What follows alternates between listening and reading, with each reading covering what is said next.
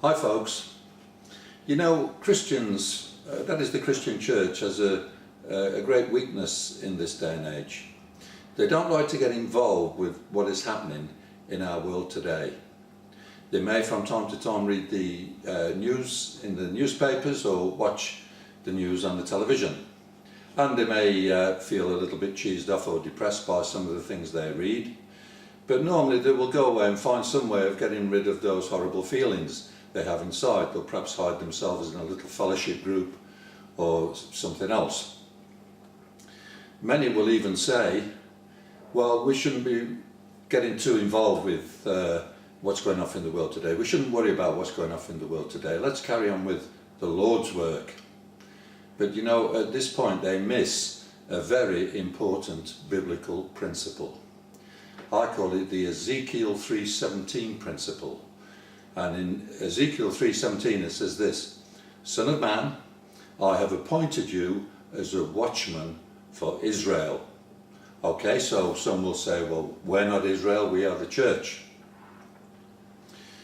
But you know, God's tactics never change. His way of salvation has changed. We no longer have to go and buy a lamb and sacrifice it. God has provided the lamb for us, so that has changed. But the character and nature and tactics of God never change, and he's still looking for watchmen in this world today. Watchmen are those who watch what is going on all around them, and one, they will warn other people, but two, they will also go and report to God what is going on around them. Let's just for a minute look at the Lot principle. In 2 Peter chapter 2 verses 6 to 8 it says this: If God condemned the cities of Sodom and Gomorrah by burning them to ashes and made them an example of what is going to happen to the ungodly, that's at the end of time it's referring to, and if he rescued Lot, a righteous man, who was distressed by the filthy lives of lawless men, for that righteous man living among them day after day was tormented. I like the King James Version. It says that he was vexed inside. He was tormented in his righteousness and by the lawless deeds he saw and heard. So Lot was vexed, tormented by the corruption that was going off all around him. He didn't hide his head in the sand. He didn't just go and bury himself in little fellowship meetings or Bible study groups or prayer meetings. He looked straight at the evil in the eye and allowed himself to be vexed. But now let's see, what did he do with that vexation?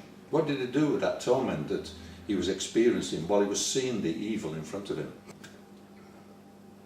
In Genesis chapter 18 verse 20 it says this: Then the Lord said, the outcry against Sodom and Gomorrah is so great and their sin so grievous that I will go down and see if what they have done is as bad as the outcry that has reached me.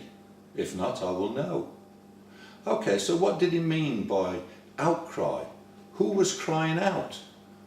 Who was raising an outcry? Certainly not the Sodomites. They were too busy enjoying their corruption. There was only one person who could have done it, and that was Lot, because he was so vexed by what he saw, so tormented by what he saw, that he began to raise an outcry upwards to God. It was Lot who brought God's attention to the problem. It was Lot who brought down God's judgment on Sodom. As Christians, the same principle applies to us. It is our job to see the problem and be vexed or tormented by what we see going off around us, and then we are to report it to God. So let's look at some of the problems going off around us at the moment. There has never been a time of sheer violence across the earth such as we see today. From the Middle East to the streets of England, violence is a growth industry. Child abuse and child murder is another growth industry. Pornography, even being watched by children now thanks to the internet. Economic instability in the West is dangerous, particularly with Iran going nuclear.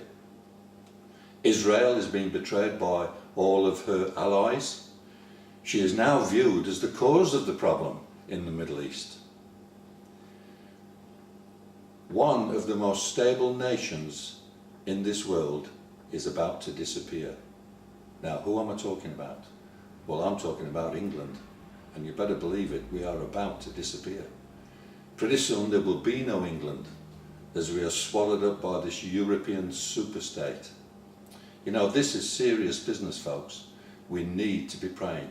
We need to be calling out to God. We need to be asking God to intervene. This last Sunday, God spoke to two women who belong to another church. They are friends of mine, but they belong to another church. And God spoke to them and said to each of them individually, separately, I want you to go to John's church. That's me, I'm John. To go to John's church tonight. So they obeyed the voice of the Lord, and they came to my church. And strangely enough, I was speaking about the threat of Europe to England. And I showed a short film of a speech by the UKIP MEP. His name is Mike Nattrass. Mike was speaking about all the corruption he finds in Brussels. After the film was over, they came and said to me, John, we had no idea it was this bad. And so they determined that they would go away and do something about what they had heard and seen. Folks, it is this bad. Let's be honest, it is this bad. Everything is this bad. Everything is worse than it's ever been before. And Christians everywhere, not just throughout the UK, but throughout America, throughout Europe, need to start praying. Son of man, I have appointed you as a watchman for Israel. It's time for us to stop hiding away in our own little world, in our own little groups, and get involved with what is happening in the world today. Why don't you think about it this week? And then maybe, like those two ladies on Sunday, act on it. God bless you all. Have a good week. Bye.